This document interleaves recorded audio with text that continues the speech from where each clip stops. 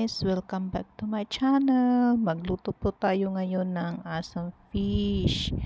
Yan. May isda po tayo dyan. Hinuhugasan ko lang po yan. Hinuhugasan ko lang po ng asin at saka yung cornstarch po para mawala po yung kanyang amoy. Ayan.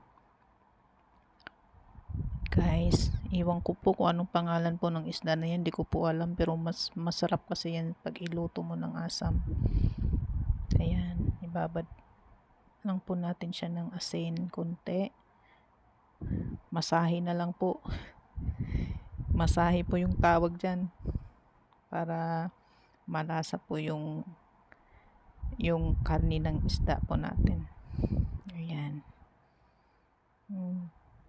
Maano po, yan talagang bagay na pangluto ng asam fish guys. Kasi makapal yung meat niya. Ayan, may lady fingers po tayo, may talong. Ayan, ayan ang ating star of the day, asam paste. Ayan, onion, tomato, at saka yung laksa leaves. Ayan, laksa leaves po yan. Ayan, may oil. Panggisa lang po natin yan sa ating paste po. Ayan, ready na po natin. Nilagay na po natin yung oil. Ayan. Pag mainit na, ilagay na lang yung ating ready mixture po. Yung asam paste. Ayan, nilagyan ko na po yan ng tubig. So, 1 cup lang po yan. Tansya nyo na lang po. Ayan, cover the lid. Ayan, kumulo na po yan. Tsaka, ready na muna po natin na ilagay yung ating isda. Yes. And also, all the ingredients guys. Inuna ko na po yung lady finger, talong. Ayan.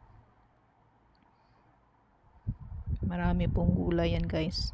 Mas masarap pag maraming gulay.